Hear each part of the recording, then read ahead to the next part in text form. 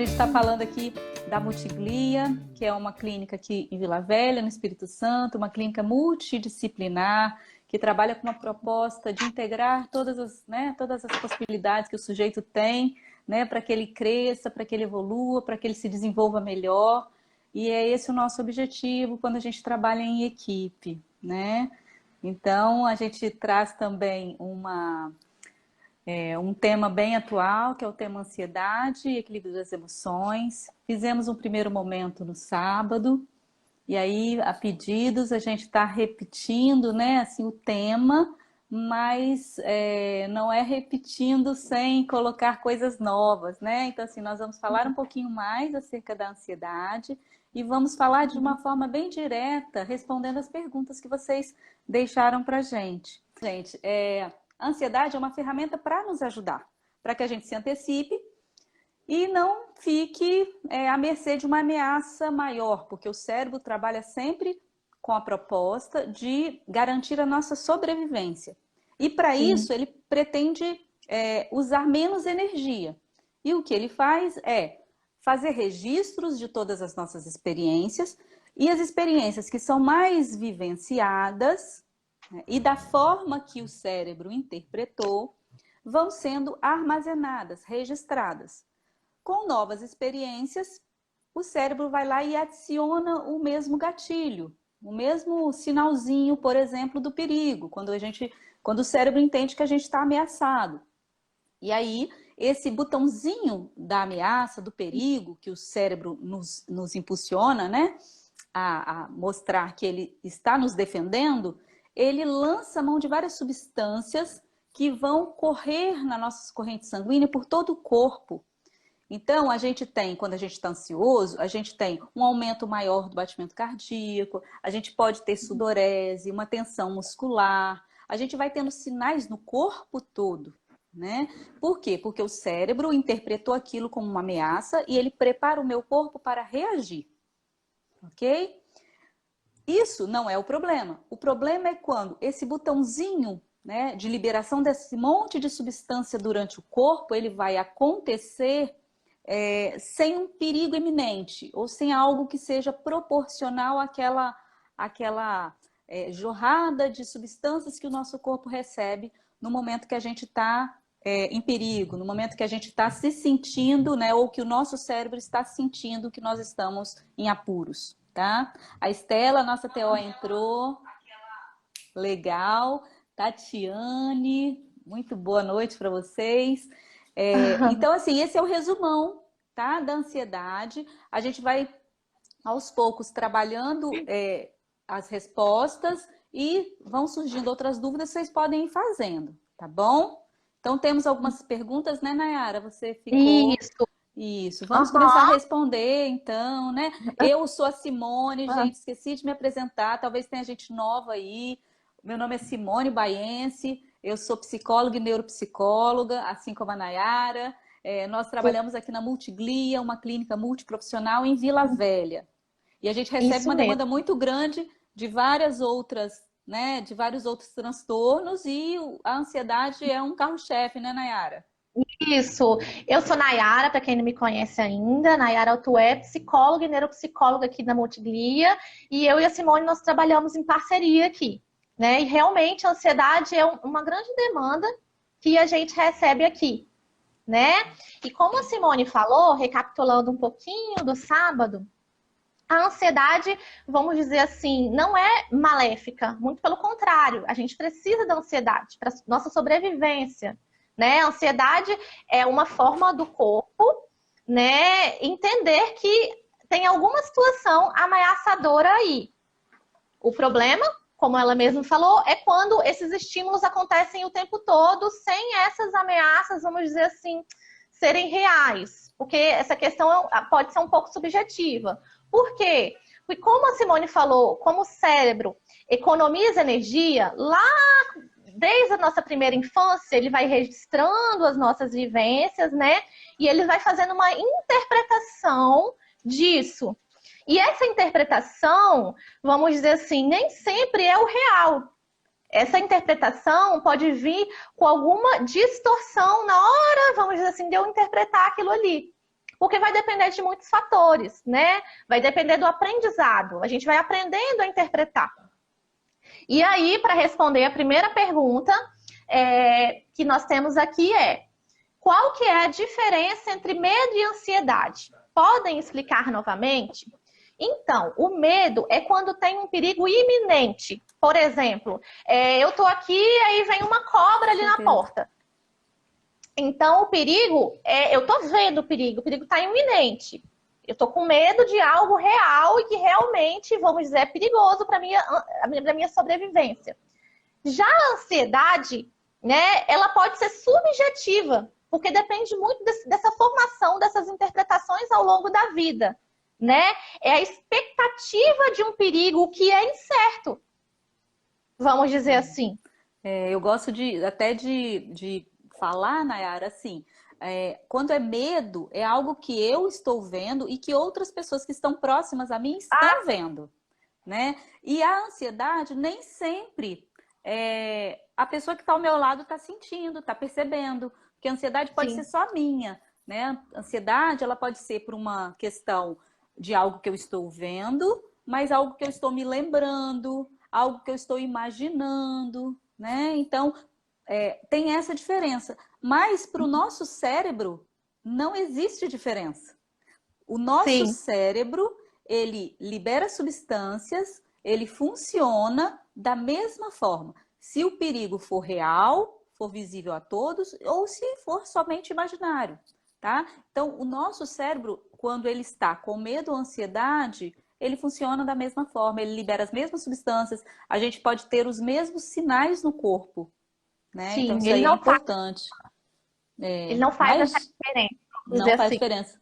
Tem mais gente chegando aí, gente. Obrigada, Ricardo, Edgar. Deixa eu ver.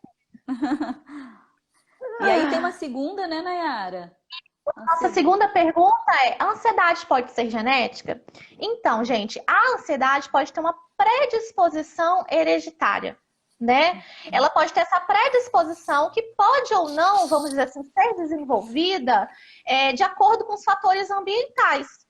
Quando, por exemplo, uma criança nasce e tem um dos pais, ou quem criou essa criança, vamos dizer assim, que no meio dessa criança, um dos pais muito ansioso ou ansiosa, ou os dois, é muito, vamos dizer assim, provável que essa criança vá também, vamos dizer assim, desenvolver isso. Por quê? Porque lembra dos padrões que a gente falou no início de interpretação? Com quem que a gente aprende isso? Inicialmente, a gente aprende isso na nossa família, que é nosso primeiro meio de aprendizado.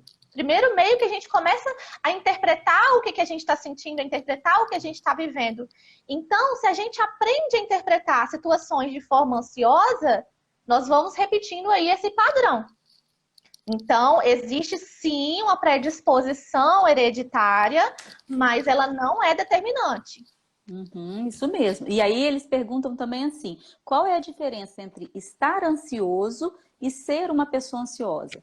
Então, a ansiedade é um mecanismo de defesa. Eu posso estar ansioso em vários momentos e esse não é o problema, né? Então, eu vou fazer uma prova, eu posso ter um certo receio, uma certa ansiedade, né? Só que isso não pode vir a prejudicar a minha prova nesse exemplo, né? Então, eu não posso esquecer, ter um branco, como muitas pessoas têm, né?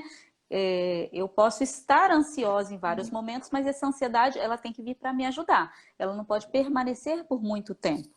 E ser ansioso é aquela pessoa que funciona sempre se precavendo de qualquer perigo. Então, ela não tem um momento de relaxamento, ela não tem um momento de tranquilidade e ela fica a todo momento achando que está vivendo sob uma ameaça. Então, esse ser ansioso é quando isso já se formou um esquema cristalizado, tá? E estar ansioso não é o problema. Em alguns momentos eu posso estar ansioso.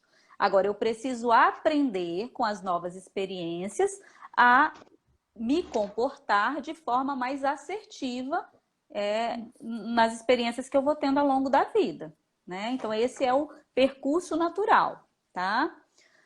Tem uma outra pergunta aqui. Por que não estou conseguindo controlar meu cérebro para não pensar no pior? Então, eu até comentei na live anterior que o nosso cérebro ele trabalha sempre na perspectiva da antecipação e que eu estou a todo instante querendo me precaver. E aí, por isso que meu corpo é preparado para ou eu fujo ou eu enfrento. Então, ou é luta ou é fuga, tá? Mas eu tenho que agir de certa forma. E com isso, o meu cérebro trabalha assim, mas eu preciso aprender com as situações ao longo da minha vida a me comportar de forma a que essa ansiedade não vai me prejudicar, não vai prejudicar o meu funcionamento escolar, social, laboral, né? Então, que não vai prejudicar a minha vida, né? Como um todo. Então, eu preciso conseguir funcionar não só naquela situação de muito estresse, tá? Deixa eu ver se essa pergunta ficou respondida. Por que não está conseguindo? Então, normalmente a gente vai aprendendo com as experiências, mas algumas experiências são mais difíceis. Então, por isso que às vezes a gente precisa de um profissional, a gente precisa lançar mão de algumas atitudes no dia a dia, como, por exemplo, manter uma rotina, né, antecipar aquilo que eu sei fazer, não procrastinar ou diminuir a minha procrastinação, tudo isso, né, para que a gente consiga lidar com essas experiências novas, tá? E aí sim eu consiga fazer com que o meu cérebro trabalhe de forma mais harmônica. Sim. Agora tem E outra, né?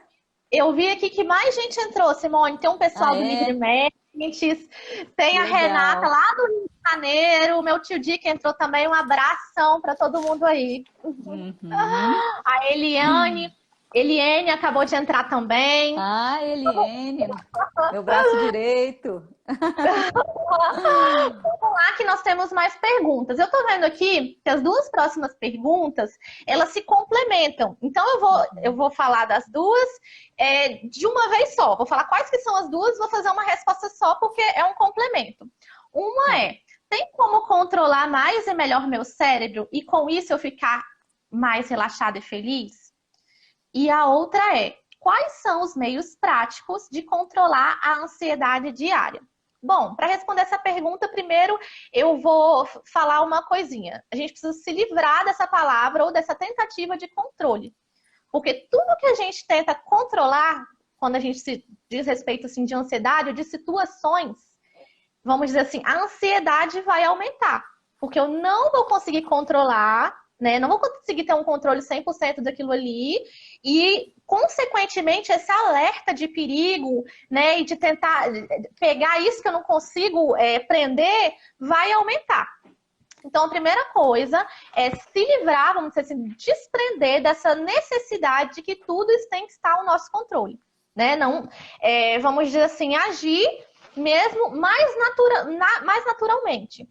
Segundo, eu vou falar um pouco do pilar do bem-estar, né? Os 3 pilares do bem-estar, que é ter uma boa noite de sono, né? O sono tem muito a ver com a ansiedade ou com o estresse do outro dia. Então, quem não dorme bem, vamos dizer assim, tem que olhar isso urgente, porque, vamos dizer, vai gerar mais irritabilidade, vai mexer nas funções cognitivas, e aí eu vou ter uma sensação, vamos dizer assim, de não estar sendo eficiente, e isso vai me deixar mais, vamos dizer assim, mais ansioso. Tem a questão da alimentação, porque tem sim alimentos, vamos dizer assim, que aumentam essa questão da ansiedade, né, que causam aí um vício, enfim, né, outras coisas. E outra forma é com a respiração, né? Entrou num estado, vamos supor assim, de ansiedade muito grande. Você está num lugar que você, vamos dizer assim, precisa se acalmar ali na hora, é respirar. A gente chama até de respiração diafragmática, né? Que é uma respiração que a gente tem que fazer pausada, a gente conta, né? Conta aí até 5 para inspirar. Espera aí mais 5, segurando o ar, e mais 5 para expirar.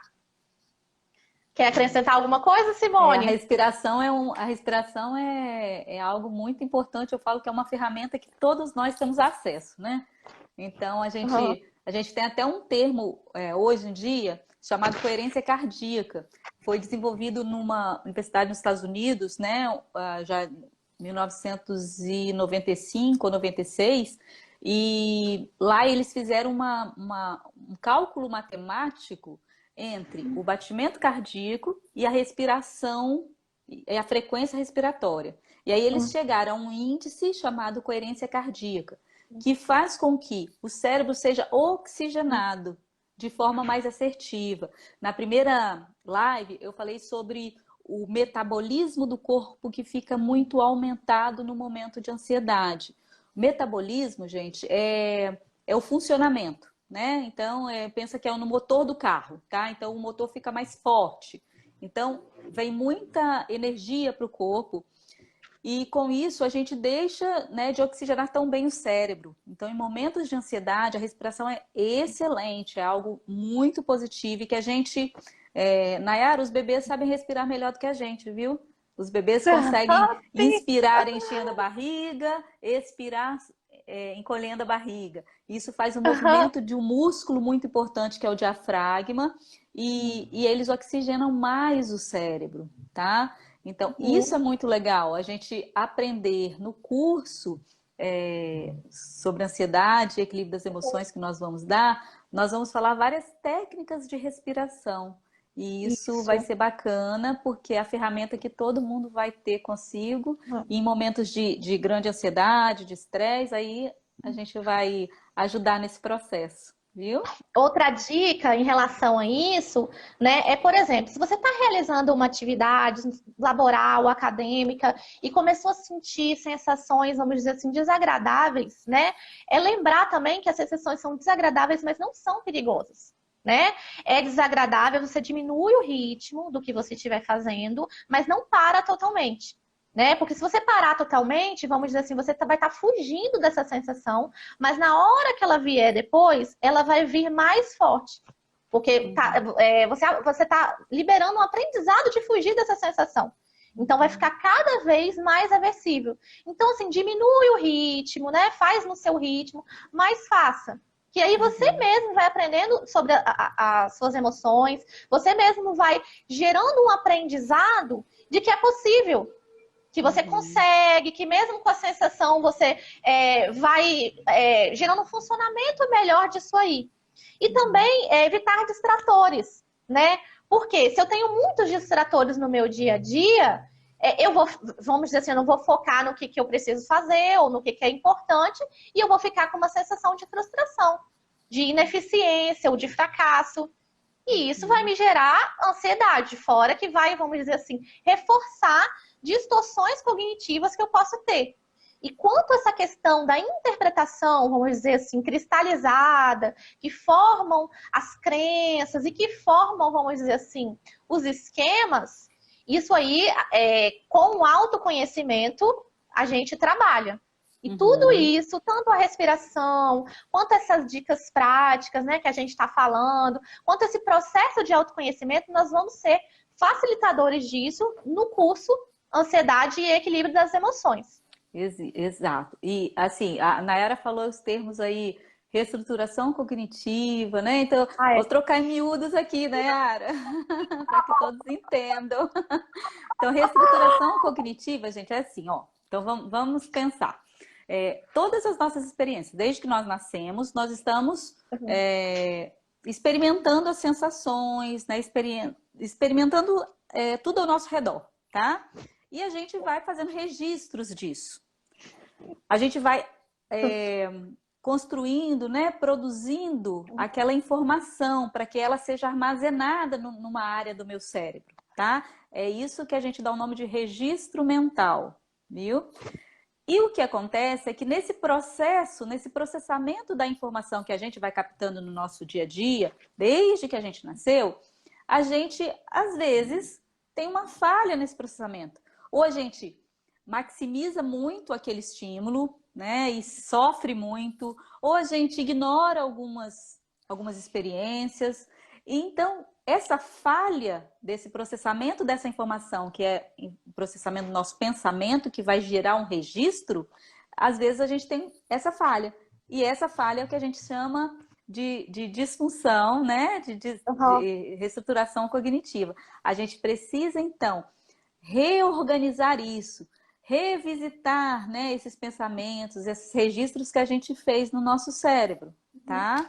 Isso é muito importante. E ela falou também em crenças, né? Crenças são crenças no próprio, no sentido literal, né? Uma crença, eu acredito que isso se deve a tal coisa. Então eu vou fazendo desses registros, eu vou fazendo crenças. E um conjunto de crenças forma um esquema, que seria a nossa forma de se comportar diante das situações. Então eu posso ter um esquema ansioso, né? Isso. Onde se eu tenho que apresentar um trabalho, eu vou ficar nervosa. Essa é uma crença, né? É o Isso. meu esquema. Então, na noite anterior eu não durmo, se vem uma situação, aquilo me desequilibra, né? São os esquemas que eu tenho na minha vida. E E isso, gente. uma coisa legal é que isso pode ser modificado em qualquer fase da vida, né? Então, o esquema ele está ali para nos ajudar. Como eu falei, o cérebro tende sempre a não gastar energia. Ele quer usar aquele registro que está ali. Ele quer fazer do jeito que ele sempre fez. Mas ele pode ser mudado. E aí a gente precisa dar as dicas para que isso mude. Pode falar, E isso, Nayara. isso, vamos dizer assim, essas crenças, esses esquemas, conforme a Simone está explicando, vamos dizer, isso forma um perfil cognitivo. Por exemplo, o ansioso ele tem um perfil cognitivo, uma visão de mundo, uma visão de si mesmo e uma visão do outro. Que é, vamos dizer assim, de reagir sempre a essas situações ameaçadoras, tanto psicológicas quanto físicas. Uhum, exatamente. E temos aqui outra pergunta, o que acontece com o cérebro quando temos um pensamento ruim? Então, o pensamento ruim, ele já por si só é um estímulo, né? É uma lembrança, é um pensamento, e o cérebro vai interpretar esse pensamento ruim como uma ameaça. E aí ele vai funcionar como uma forma do meu corpo estar pronto para atacar ou pronto para fugir, mas pronto para me proteger. Então, vai acontecer tudo aquilo, todas aquelas reações no corpo e tudo mais, tá bom? Tem outra questão, porque quando estamos ansiosos, temos alguns sintomas no corpo, tais como dor de barriga, suor nas mãos, dor nas costas. Então, essa descarga de substâncias que o cérebro emite para o nosso corpo quando a gente está se sentindo ameaçado, vai ocasionar tudo isso, tá? Ou pode ocasionar tudo isso. O importante é saber que tem pessoas que têm mais alguns sintomas que outros, mas a ansiedade gera sempre um processo de aumento da atividade do corpo inteiro. Então, ela atua no corpo inteiro, tá? Tem alguma que você queira responder, Nayara? Não é isso Não, né? mesmo. Tá. Na opinião de vocês, outra pergunta. Na opinião de vocês, o que deve ser feito para atravessarmos essa fase de crise, de pandemia e recomeçarmos uma nova vida com saúde e mais feliz? Olha que pergunta legal, né, gente? Acho que está todo mundo, né, nesse momento, né? Inclusive nós, viu? Inclusive nós, psicólogas, nós que estamos falando aqui de ansiedade, nós sentimos ansiedade. Já, né, já disse a Nayara também, ansiedade não é o vilão, ela não é o problema. O que a gente pode fazer? Bom, em primeiro lugar, é manter bom aquilo que está bom. Então, eu preciso manter a minha saúde física, eu preciso manter a minha saúde mental, eu preciso dar passos de acordo com o que eu consigo, né? Então, eu não posso pensar que somente eu vou dar conta de toda essa situação que é mundial. Não posso. Mas o que eu posso fazer? Me precavendo, né? Fazendo uso dos equipamentos de proteção, né? Pensando que, isso aí é uma dica muito legal, pensando, gente, que tudo passa, viu? Então, essa situação também vai passar. E eu preciso aprender com ela. Olha quantas coisas novas estão acontecendo, né? Porque nós tivemos que nos adequar, usar a criatividade. Então, assim, para a gente estar mais feliz, não significa que a gente não esteja preocupado, tentando usar outros mecanismos, né, para a gente sobreviver, mas a gente precisa entender que não temos como controlar todas as situações. Se a gente conseguir controlar o nosso próprio comportamento, a gente já está ganhando, já está na frente aí de muitos, tá bom? Aham. Então eu penso que Isso é aí. manter o controle da saúde mental e melhorar o que a gente pode. Então, eu manter uma saúde mais adequada, uma alimentação mais adequada, né? Tentar fazer uma atividade física mínima que seja, né? Ter pensamentos bons, né? Reviver coisas boas, tudo isso faz com que o nosso cérebro libere substâncias legais que vão ajudar o nosso corpo a Aham. desacelerar, tá bom? E focar, né, Simone, no que a gente pode controlar e não no que a gente não pode. Por exemplo, Uhum. o que está sob o meu controle? Usar uma máscara está sob o meu controle, usar álcool gel está sob o meu controle, evitar, assim, de acordo com o que possível, a questão da aglomeração está sob o meu controle. Isso eu consigo, vamos dizer assim, organizar a minha rotina, eu consigo organizar. Claro que cada um na sua, né? Mas o que não tá, por exemplo, às vezes a pessoa me pergunta assim: ah, mas quando você acha que tudo isso vai acabar? Quando que eu vou fazer isso de novo? Quando que aquilo? Então aí eu tô focando no quê? No que não tá, eu tô focando no que tá instável, eu tô focando no amanhã, e isso não está sob o nosso controle. Então, Uhum. se a gente ficar pensando o tempo todo quanto tempo falta para acabar, enquanto ainda vai demorar, isso, vamos dizer assim, além da ansiedade, vai gerar uma frustração muito grande, porque é a resposta que a gente não tem, né? Então, Uhum. viver um dia de cada vez, até técnicas da atenção plena, né, Simone? Pode Sim. ajudar a gente, assim, como dica prática, nesse momento, né? Focar no hoje, no agora, viver o É. momento. Exatamente. Aí tem uma outra pergunta que é assim: como dou conta da saúde mental? Como mantenho o controle da saúde mental? Então, controle a gente evita, tá? Porque controle, já fala controle, a gente já pensa que não vai dar certo, tá bom? Então, assim, tentando fazer tudo isso né, que eu falei na resposta anterior, que a Nayara complementou, técnicas de atenção plena. Hoje, pessoal, a gente sabe, né, que não dá para fazer muitas coisas ao mesmo tempo. A gente vai sempre deixar a desejar em algum aspecto, né? Então a gente precisa se organizar melhor, tá? Se organizar melhor ajuda a gente a encontrar esse norte, né? Ajuda a gente a se equilibrar. Então, tentar fazer uma coisa de cada vez, tentar dar o melhor de si em cada atividade que você está fazendo, né? Naira já falou na pergunta anterior sobre os distratores. Então, assim, a gente entende que é muito positivo quando a gente consegue dar mais qualidade, dar mais atenção a uma determinada tarefa, né? A gente consegue ter um senso de autoeficácia muito maior. Isso é positivo para a nossa saúde mental. A gente não deve ficar se burlando, nem acreditando em fantasias, mas a gente precisa estar em busca, né, de conhecer o nosso potencial, de conhecer o que eu sou capaz e fazer coisas de acordo com o que você acha que é o correto, te ajudam, te dão equilíbrio. Então, essa é uma dica, né? De você tentar fazer Aham. uma coisa de cada vez, mais bem feito, né? Com maior gosto, não tentando viver o dia de amanhã hoje, né? Então, essa é dica para manter a saúde mental. Tem uma outra aqui, na minha opinião. Não, na opinião de vocês, o que deve ser feito para atravessarmos essa crise? Ah, tá, essa já foi. Tenho tido insônias e dores de cabeça contínuas no meu novo trabalho por ser realmente uma coisa nova para mim. Qual o processo terapêutico mais adequado para me manter seguro e mais feliz? Então, olha, você já disse aqui uma coisa importante, né? Eu estou tendo insônias e dores de cabeça por conta do meu trabalho novo. Então, é o novo, né, gente? É o incerto. Tudo isso é passível de nos provocar, de nos ameaçar.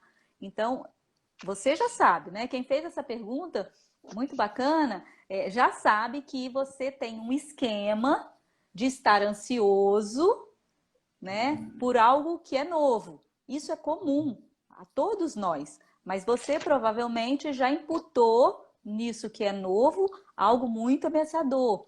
Que tal repensar um pouco? Será que essa ameaça toda existe deste tamanho? Ou será que eu estou maximizando esse perigo? Será que eu tenho condições, né, de me sair bem nesse novo emprego, nessa nova função? Eu sou capaz para isso? Se eu não me sinto capaz, o que eu devo fazer para me sentir capaz? Né? Então, esse processo de pensar em fazer o melhor é muito interessante para você manter o equilíbrio, viu? A saúde mental. E com isso você vai ter mais saúde e vai estar mais feliz, né? E aí está perguntando qual o processo terapêutico. Bom, eu e a Nayara, nós trabalhamos na linha cognitiva, né, da terapia cognitivo-comportamental, porque a gente entende que a todo instante nós estamos aprendendo. E as emoções, elas são também aprendidas. Elas precisam ser vivenciadas, e foi isso que a Nayara falou quando disse não devemos controlar tudo, e não devemos fugir das situações, porque depois elas podem voltar um nível de ansiedade maior.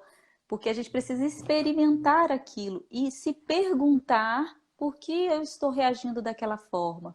E se eu encontrar uma resposta de que eu aprendi dessa forma, eu posso reaprender de outra forma. Então, a linha que eu oriento é a linha cognitiva, a linha da terapia cognitiva comportamental, que vai te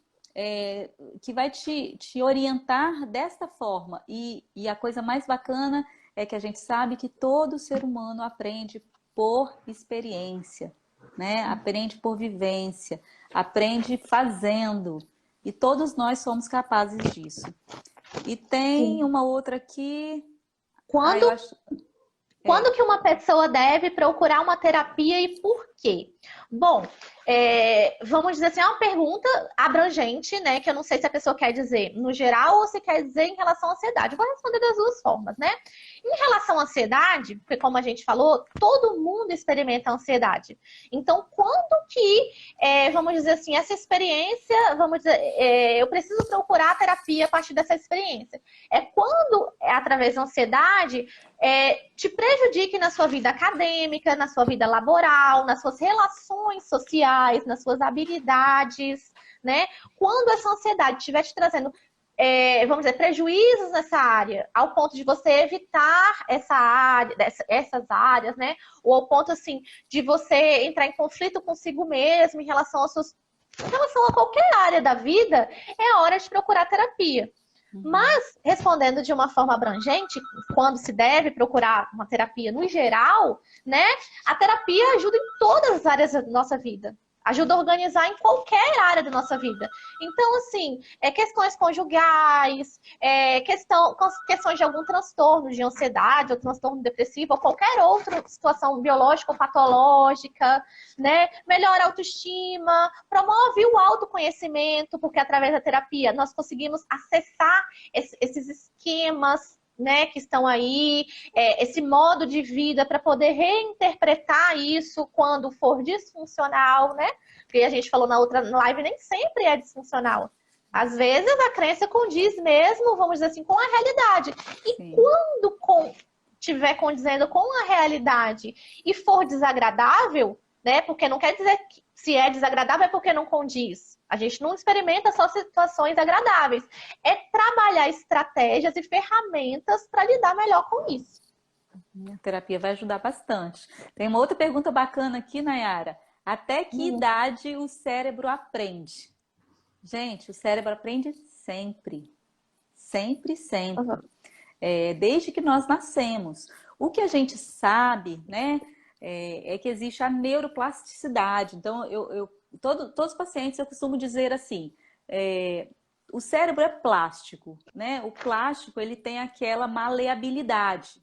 tá? Só que você tem um plástico, aí sempre eu tenho um copinho descartável, eu falo assim, ó, tem um plástico aqui molinho, como o plástico do copo descartável, né? Aham. Ele é bem molinho, então ele é aquele cérebro do bebê, que é mais fácil de você moldar, que é mais fácil de você mexer, né? Mais fácil de você trabalhar. Tem um cérebro daquele plástico mais duro, né? Quase um acrílico. Ali é plástico, você também consegue mover, né? Manipular aquilo. Mas você tem que fazer um esforço maior. Tem o cérebro da caneta, né? Tem caneta Bic, qualquer caneta é plástico, né? Essas canetas mais comuns. Só que elas são mais enrijecidas. Mas se você colocar um fogo, aquele plástico vai amolecer. Então vai ser mais fácil de você moldar. Eu quero dizer que quanto mais jovem, mais fácil de você moldar, mais fácil do seu cérebro aprender. Mas não quer dizer que se você está numa fase, né, onde a neuroplasticidade não esteja tão ativa, que você deixa de aprender. Então, o cérebro aprende sempre, tá bom? Tem uma outra pergunta aqui.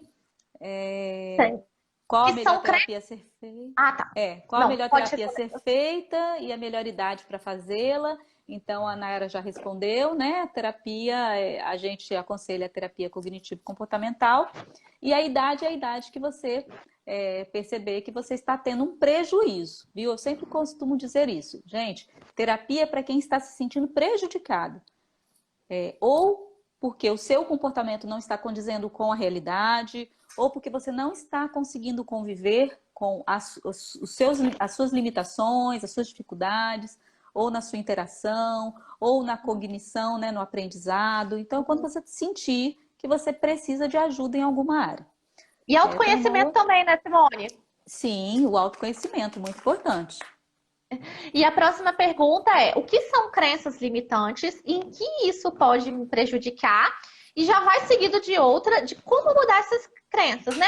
Crenças limitantes, vamos dizer assim, o próprio nome já diz, são as crenças que limitam, né, aonde a gente pode chegar, que atrapalham nas habilidades sociais, que impede a gente, vamos dizer assim, de ser mais funcional. A gente chama, né, isso é o que a gente chama de distorções cognitivas. São as crenças irracionais, né? Como a gente explicou, são aquelas crenças que desde pequeno, vamos dizer assim, aqueles pensamentos que foram interpretados de forma errônea, né, em relação à realidade, foram cristalizando e virando uma crença. Né? Como a Simone deu exemplo, se isso acontece, então sou um fracasso, né? Às vezes isso aconteceu uma vez, às vezes os fatores que levou a X questão a acontecer não estavam tão ligados a você, né? E se estiveram também, será que o fracasso inteiro depende de uma situação? Então, esses pensamentos cristalizados que, vamos dizer assim, impedem nosso desenvolvimento pessoal, que são, que está chamando aqui de crenças limitantes. Né? E isso pode prejudicar em muitas coisas, né? Na nossa vida, em vários setores, pode prejudicar até em todos, dependendo de como estejam essas crenças. E como mudar? Primeiro é acessando. Porque como eu expliquei na live anterior, né, é preciso entender sobre as nossas emoções. A emoção é aquele impulso, né, imediato, é instintivo. Se eu tenho raiva, meu sangue, vamos dizer assim, o sangue é levado mais para as mãos, para que eu possa, por exemplo, lutar ou fugir, né? Então, isso é instantâneo, é instintivo. Isso é emoção. E o sentimento quando a gente enraiza isso, a repercussão mental disso, o significado disso a longo prazo. Então, se eu não entendo os meus sentimentos, eu fico à mercê das minhas emoções, né? Eu fico aí sem uma distinção disso e tomo atitudes, vamos dizer assim, não saudáveis. Então, a primeira também, como mudar isso, é acessando isso, entendendo, vamos dizer assim, como isso foi construído. Eu falo que o nosso cérebro, os pensamentos, eles são hipóteses, né? E eles precisam ser testados. É sempre se perguntando, será que esse pensamento me ajuda? Será que esse pensamento condiz mesmo com a realidade? Né? De 0 a 100, o quanto que esse pensamento se refere real à realidade? Como que eu poderia, vamos dizer, fazer de outra forma? Tem outra forma a ser feita? Então, questionar sempre. Isso é muito importante, né, Nayara? A gente conseguir revisitar, né, esses pensamentos, essas crenças, muito legal. E aí chegou uma outra pergunta, em que o uso contínuo do celular pode prejudicar? Então, o celular é um distrator, né? A sociedade hoje não vive sem o celular, então a gente precisa dele. Então, ele veio para nos ajudar. O que a gente precisa fazer é entender, ele está me ajudando ou em alguns momentos ele está sendo um distrator muito forte, né? O que é Sim. um distrator, gente? Distrator é alguma coisa que me distrai, né? É alguma coisa que me ocupa. Então, o celular, ele é uma fonte muito grande de ansiedade, até mesmo porque a gente sempre está querendo saber o que está acontecendo, a gente está Nossa. sempre querendo saber o que eu posso ou não posso Aham. usar, né? Então eu tenho isso muito, muito, muito nas mãos, sabe? E isso vem, eu trabalho com crianças pequenininhas, eu peço assim, vamos prolongar o início do uso do celular, né? Colocar mais para frente, quando ele tiver um pouquinho mais de idade, porque o que acontece? O celular tem uma gratificação imediata, né? Então, tudo que eu quero está ali na minha mão. Então, eu quero pesquisar qualquer coisa, eu quero ouvir qualquer coisa, eu quero, enfim, né? O que eu quero está ali nas minhas mãos. E essa tendência a aprender que tudo que eu quero está muito, muito à mão, isso dificulta quando eu tenho algo, né? Quando eu estou numa situação que não vai ser assim, né? Por exemplo, o aprendizado escolar mesmo.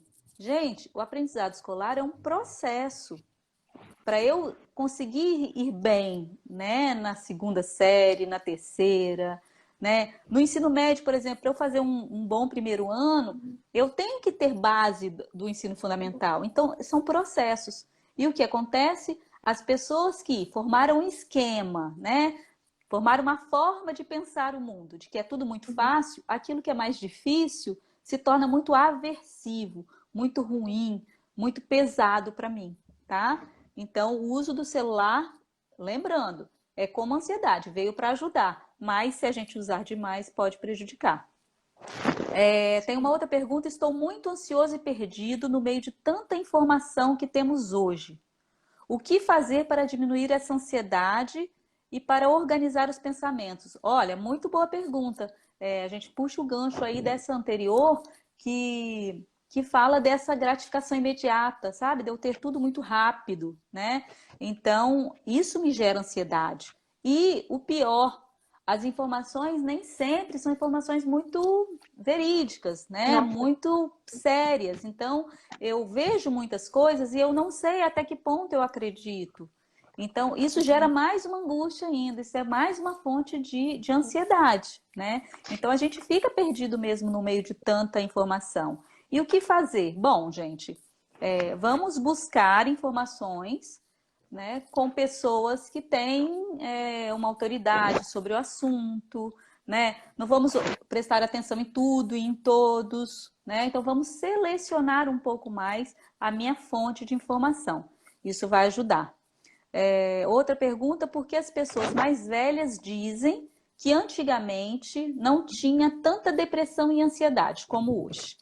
Muito legal também essa pergunta, viu, gente? Pois é, a gente vive num mundo muito ansiogênico, num mundo que propicia muita ansiedade. Aí a gente já está falando a gratificação imediata, né? Que Sim. é esse imediatismo, tudo está muito fácil, né? Fácil, fácil em termos, né, gente? E com isso, né, Tony, a tolerância à frustração. As pessoas hoje têm muito baixa tolerância à frustração. É, Porque tá ex- muito fácil, muito acessível. Uhum. E aí quando tem que, né, levar um não, ou estude mais, faça isso novamente, né? Aham. Tudo isso gera uma ansiedade muito maior. Antigamente existia depressão, antigamente existia ansiedade? Claro que existia. Ansiedade, desde que o homem existe, está ali, porque é um mecanismo de defesa, né? Mas o mundo era mais, era menos ansiogênico, né? Era menos impulsivo, as coisas Aham. demoravam mais, né? Então tudo isso também reforça essa teoria de que hoje existem mais pessoas ansiosas do que antigamente.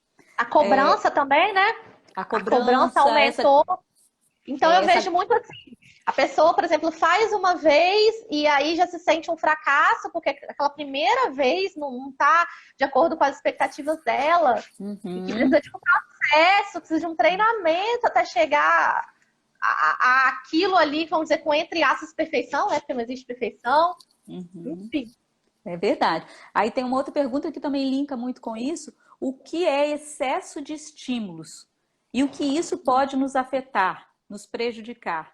Então, excesso de estímulos é realmente informação demais, né? É demanda demais. Então, eu tenho muitos afazeres, né? E às vezes eu não planejei muito bem a minha rotina, né? Isso, quem trabalha em grandes empresas, enfim, quem é um estudante de ensino médio, o estudante de ensino médio tem um excesso de informação muito grande, não é? Então, isso gera uma ansiedade enorme.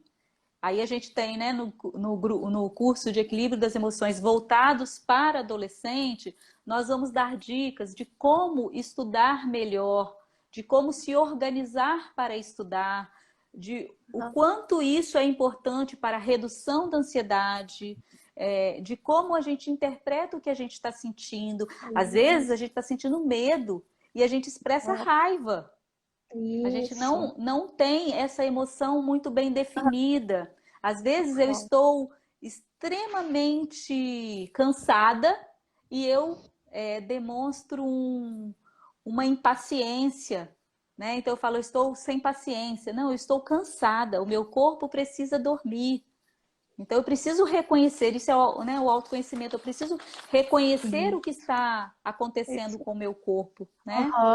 Foi o que E eu aí, falei, senão a né? gente fica, né, à mercê dessas emoções, se a gente não tem esse reconhecimento. Exatamente. E aí a gente está acabando aqui o tempo, Nayara. Eu Aham, vamos falar. queria falar um pouquinho mais sobre esse curso que nós preparamos, que vai ter um curso que é voltado para os estudantes do ensino médio, tá?